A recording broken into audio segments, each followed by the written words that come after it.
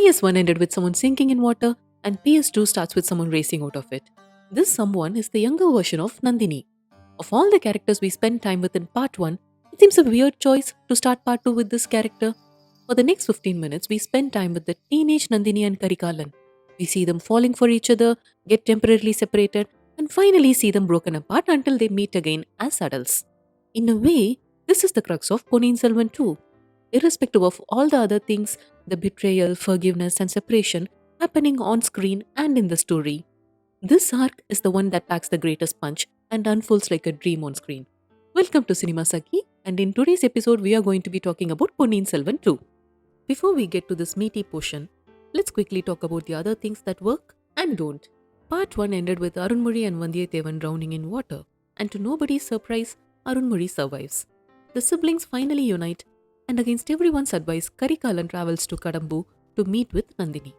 Kundavai learns about Mandakini, the woman who saved Arunmozhi from the sea, while Madurandagan is rallying allies to overthrow the current rulers of Chola dynasty. Finally, Arunmozhi reaches Tanjavur, making it easy for the Pandya rebels to plan to assassinate father and son at the same place, while Nandini is entrusted with the task of finishing off Karikalan. All through this, Vandiyathevan gets himself in trouble a few times, nothing he cannot get himself out of. With the allies coming together on one side, while the enemies surround the other, what happens to the Chola dynasty and who becomes the next ruler forms the rest of the story. Now, things that did not work. The young romance between Karikalan and Nandini felt overdrawn and added nothing new to the story. It was interesting to see Kundavai and her friends wanting to play with Nandini, but not like a friend, more like a doll that they wanted to dress up. But this goes nowhere, and the eventual separation was not very impactful either. We spent too much time with the Pandya rebels and not enough time with the beloved characters from the first movie. Kundavai, Pungurali, Vanati, Alvar all have a significantly reduced presence. While the second part is more serious and dramatic, which means the scope for romance and humor is reduced, I wish we had traded in a couple of the plotting scenes for a few more minutes with the charming actors who played the above roles on screen. I miss the presence of colorful numbers like Rakshasa Mamane and Devarala Natam as well. The last thing is how most arcs were hurriedly tied up or discarded. Pungurali and Sendan's arc was discarded midway, while the closure of Madurandagan's arc was something I personally did not like. Yes, it totally works with the build-up that led to it, but I prefer the book's version better. Moving on to what works in the film, it is out and out an Ash and Vikram show. And if we are splitting hairs, Ash comes out on top for me. Every single review points out the magnificent showdown between Ash and Vikram, because it is that breathtaking. The build-up leading to it, the warning Vikram is given, Karthi's plea to Ash, and then the actual scene. Up until then, Nandini goes through life like an unstoppable force. She is scheming, she has revenge in her heart, but the minute she is with Karikalan, she falters and crumbles. I remember an anecdote about Maniratnam's directives to his cinematographers, that he does not tell them to place the camera high or low or something. Instead, he tells them that he wants the camera to eavesdrop on someone. I thought, what does that even mean? But when I watched this scene, I understood what it meant.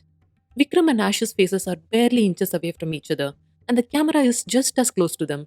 After all, they are saying things to each other they don't want anyone else to hear. And when the scene concludes, the anguished cry that Ash lets out is so painful that you're not sure whose soul is leaving whose body. While this scene is excellent and Ash is outstanding in this one, the scene with Karthi is also superb. When there are 10 words needed, her lips say one and her eyes say the rest. She could go from cruelty to curiosity to pain all in a matter of seconds. Another interesting thing about this scene is that Karthi is bound and laying on the ground, and Ash is circling him with a sword in her hand. And it is so beautifully framed that we get a repeat of this scene. Only this time, it is Trisha and Karthi with a totally different vibe. Only one complaint though. Maniratnam could have shot the Aganaga song in its entirety, and I'm pretty sure no one would have complained about the extra 5 minutes. Close on Ash's heel is Vikram bringing home another excellent performance, portraying the pain of a man whose love is just out of his reach.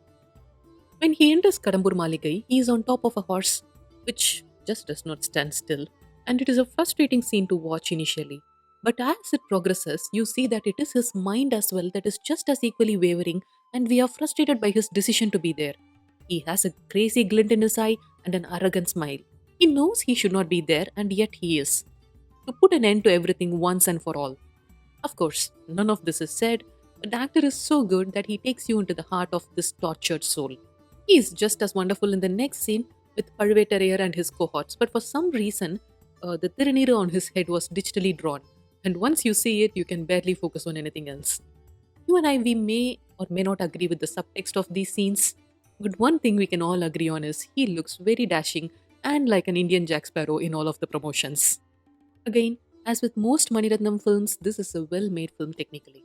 I wish there had been more of the songs, but Rahman's score more than makes up for it. The production design is fantastic. I loved the fight shot outside the monastery, in the middle of a celebration.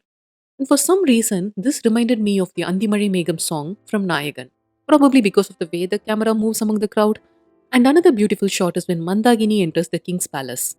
You could see what is about to happen from a mile away, and yet when it happens, it is so beautifully framed that it takes your breath away. All in all, it is not the same light-hearted fun that PS1 was, but it is still a very satisfying watch, and thanks to the source material, amazing visuals, and excellent actors. Do catch it in theaters nearby and let me know in the comments your thoughts on this movie. Until next time, it is bye from Cinema Saki. Keep loving cinema and keep talking about cinema. Bye.